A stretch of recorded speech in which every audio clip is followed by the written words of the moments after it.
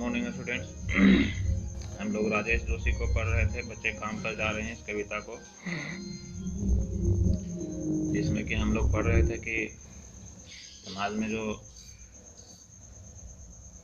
शोषण की प्रवृत्ति है, इस शोषण की प्रवृत्ति ने बच्चों के स्वाभाविक बचपनों को छीन लिया है। इस पर जो है सो गहरी चिंता व्यक्त की है राजेश जोशी ने।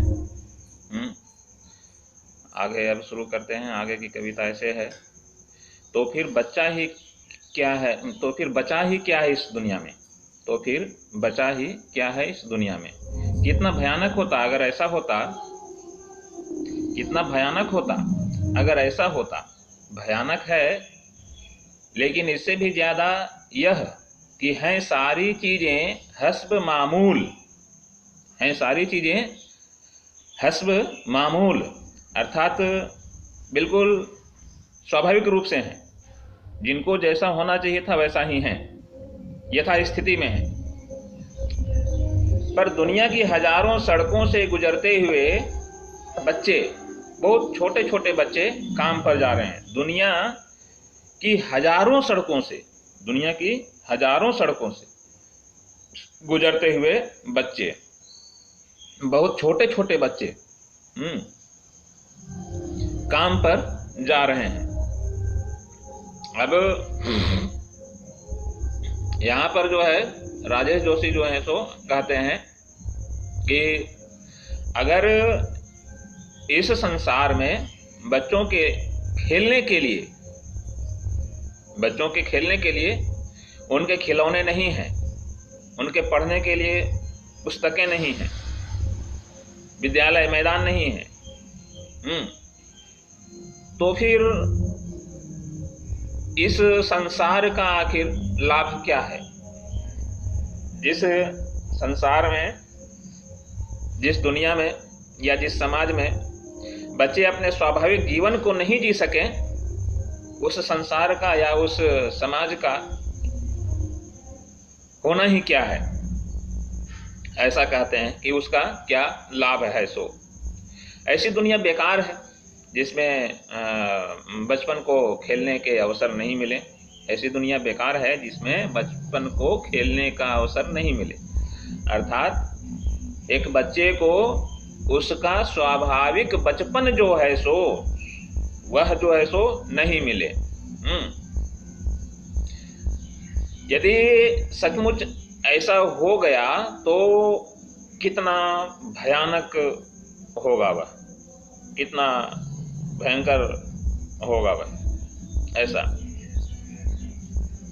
कि सारी की सारी वस्तुएं एक साथ गायब हो गई हैं। बच्चों के खेलने वाले, उनके पढ़ने की पुस्तकें या विद्यालय। कहते हैं कि यदि सचमुच ऐसा हो गया होता तो कितना भयंकर अनुभव हुआ होता कि एकाएक सब काले पहाड़ के नीचे दब जाते, या भूकंप आ जाता और सारी इमारतें ढह जाती। तो आगे कहते हैं कि ऐसा कुछ हुआ नहीं है। सारी की सारी चीजें जो हैं सो उपलब्ध हैं। जैसे बच्चों के खेलने के लिए बगीचे, बाग, उनके आंगन, उनके खिलौने, पढ़ने के लिए विद्यालय, किताबें, ये सारी की सारी चीजें जो हैं सो हस्ब मामूल हैं, अर्थात उपलब्ध हैं, बिल्कुल पूर्ववत स्थिति में हैं, अर्थात सुरक्षित हैं, यथा स्थिति में हैं। ऐसा जो है सो कहा है। फिर भी इस देश के बच्चे जो हैं सो इन सुविधाओं से वंचित हैं, इन सुविधाओं से वंचित हैं। खेलने कूदने और पढ़ने लिखने के बजाय जो है सो उनको काम पर जाना पड़ रहा है। पेट पालने की चिंता उन्हें सता रही है। वे बच्चे विवश हैं काम पर जाने के लिए। उनके मन मस्तिष्क में, उनके सिर पर जो है सो एक बहुत भारी बोझ सा है। और दुनिया की हजारों सड़कों पर छोटे छोटे बच्चे, नन्हे बच्चे काम करने के लिए जा रहे हैं और बाल मजदूरी जो है वह धड़ल्ले से चल रहा है। बाल मजदूरी धड़ल्ले से चल रहा है। नियम कानून तो काफी बनाए गए, लेकिन उसका पालन नहीं किया जा रहा है।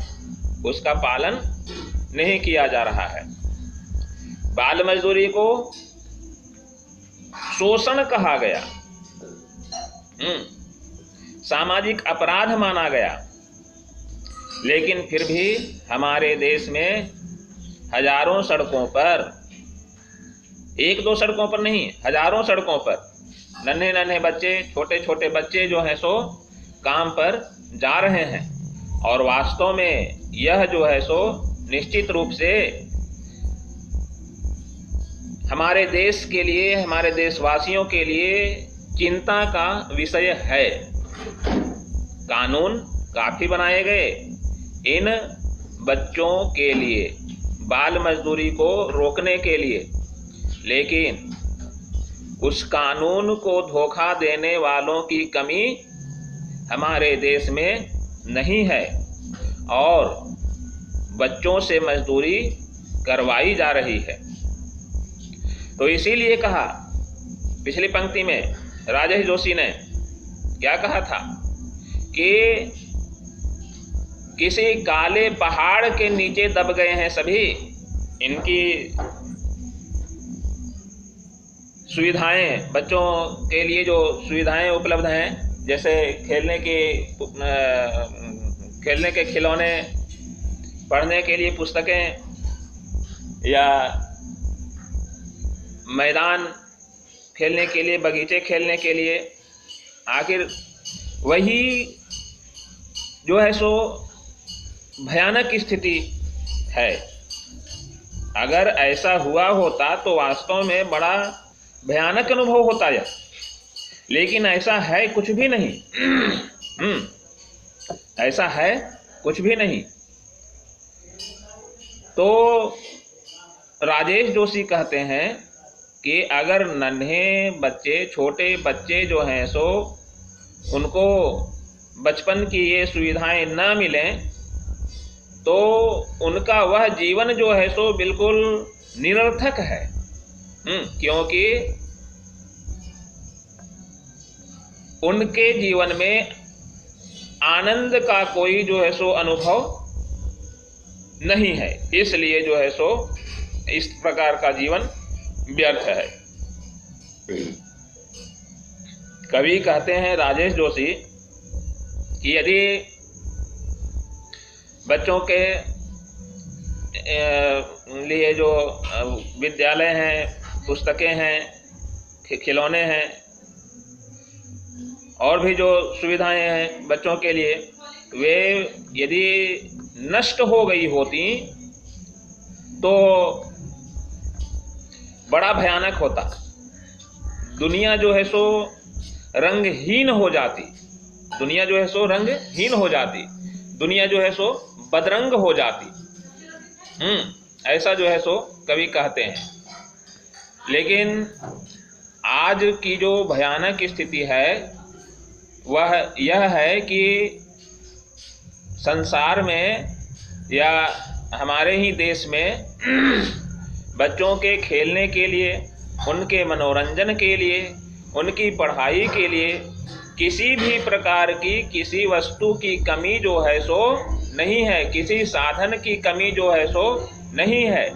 फिर भी हमारे देश में ऐसे बच्चे हैं जो उन सुविधाओं से वंचित हैं, उन सुविधाओं से वंचित हैं। कारण क्या है? गरीबी। और उस गरीबी से निपटने के लिए, उस गरीबी से निपटने के लिए बच्चों को काम पर जाना पड़ रहा है। उन्हें काम पर जाना पड़ रहा है अपने गरीबी से निपटने के लिए, घरेलू गरीबी से, घरेलू विवशता से निपटने के लिए जो है सो काम पर जाना पड़ रहा है। राजेश जोशी जो है सो बच्चों के काम पर जाने को लेकर के चिंता व्यक्त कर रहे हैं। वे जो हैं सो चिंतित हैं। उन्हें लगता है कि बच्चों को खेल कूद और पढ़ाई लिखाई का अवसर मिलना चाहिए। उनको जो है सो खेलने कूदने और पढ़ने लिखने में मस्त रहना चाहिए, ताकि उनका संपूर्ण विकास संभव हो सके। और बचपन जो है सो अपने सुख को पा करके ही विकसित होता है। जिस बच्चे को उसका स्वतंत्र बचपन नहीं मिल पाता है, उस बच्चे का संपूर्ण विकास जो है सो संभव नहीं हो पाता है। तो बचपना जो है वह सुख के अनुभव के लिए ही होता है। बचपना जो है सो सुख के अनुभव के लिए ही होता है। तभी वह बचपना जो है सो सार्थक होता है। राजेश जोशी कहते हैं कि इस छोटी सी उम्र में बच्चों पर रोजी रोटी कमाने का बोझ जो है सो हमें नहीं डालना चाहिए। रोजी रोटी कमाने का बोझ जो है सो उन बच्चों के कंधे पर नहीं डालना चाहिए। अभी वे कंधे काफ़ी कमज़ोर हैं, वे उतने मजबूत नहीं हैं कि उन्हें रोजी रोटी का बोझ दे दिया जाए। अभी उनके कंधे पर बस्ते होने चाहिए थे, उनके कंधे पर अभी उनके खिलौने होने चाहिए थे। वे अभी तितलियों के पीछे भागते। लेकिन ऐसा नहीं है। आज भी इस देश में, इस संसार में हजारों सड़कों पर एक साथ ढेर सारे बच्चे जो हैं सो काम पर जा रहे हैं। आप भी नित्य प्रति बच्चों को काम पर जाते हुए देखते होंगे, होटलों में देखते होंगे, कूड़ा चुनते हुए सड़कों पर बच्चों को देखते होंगे। लेकिन फिर भी उनके तरफ क्या आपका ध्यान कभी गया कि ये बच्चे आखिर काम पर क्यों जा रहे हैं? आखिर इनके साथ ऐसी क्या मजबूरी आ गई? नहीं, हमने ऐसा कभी नहीं सोचा। राजेश जोशी ने हमारा ध्यान जो है सो उन बच्चों की ओर आकर्षित करना चाहा है, आकर्षित किया है कि आखिर सारी की सारी सुख सुविधाएं उपलब्ध हैं, फिर भी बच्चे जो हैं सो काम पर क्यों जा रहे हैं? हमारा समाज जो है सो क्यों है और सोया हुआ क्यों है? आखिर सारी सुविधाएं समाज के किस वर्ग के पीछे छुप गई हैं सुविधाएं? तो कुल मिलाकर के कहना राजेश जोशी का यही है कि शोषण की जो प्रवृत्ति है हमारे देश में, कानून को धोखा देने की जो प्रवृत्ति है, उसी प्रवृत्ति के कारण बच्चों को काम पर जाना पड़ रहा है। ठीक है स्टूडेंट्स, आज के लिए इतना ही। राजेश जोशी की कविता जो है बच्चे काम पर जा रहे हैं, इसको हमने आज पूरा कर लिया है। संबंधित क्वेश्चंस के आंसर आप जो है सो तैयार कर लीजिए। उम्मीद है इस चैप्टर को पढ़ने के बाद जो है सो आप उसमें सक्षम होंगे। मेरे चैनल पर आप यदि नए हैं तो चैनल को सब्सक्राइब कीजिए, बेल आइकन बटन को दबाइए, लाइक कीजिए, शेयर कीजिए। धन्यवाद।